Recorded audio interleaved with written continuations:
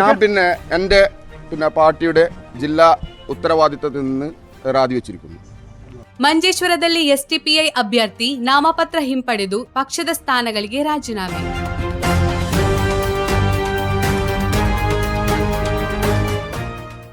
ಮಂಜೇಶ್ವರ ವಿಧಾನಸಭಾ ಕ್ಷೇತ್ರದ SDPI ಅಭ್ಯರ್ಥಿಯಾಗಿದ್ದ KM Ashraf ಅವರು ತಮ್ಮ ನಾಮನಿರ್ದೇಶನ ಪತ್ರಿಕೆಯನ್ನು ಹಿಂಪಡೆದಿದ್ದಾರೆ.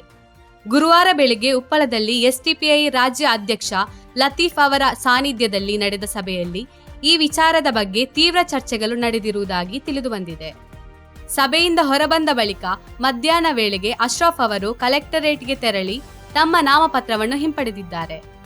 ಪಕ್ಷದ ಅಭ್ಯರ್ಥಿತ್ವ ಹಿಂಪಡೆಯುವ ವಿಚಾರವಾಗಿ ನಡೆದ ಸಭೆಯಲ್ಲಿ ಭಿನ್ನಾಭಿಪ್ರಾಯಗಳು ವ್ಯಕ್ತವಾಗಿದ್ದವು ಎನ್ನಲಾಗುತ್ತಿದೆ.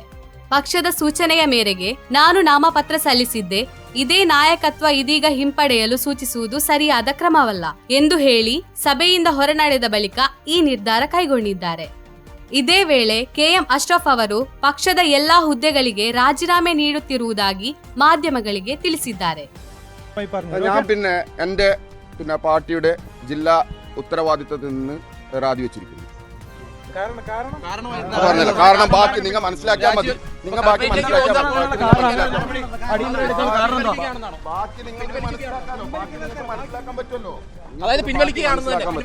ബാക്കി നിങ്ങൾക്ക് മനസ്സിലാക്കാൻ പറ്റുമല്ലോ.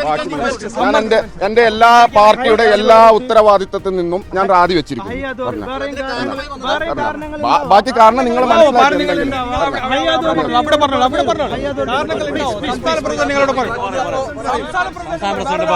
സംസ്ഥാന പ്രസിഡന്റ് പറയൂ നിങ്ങളോട്. Okay please please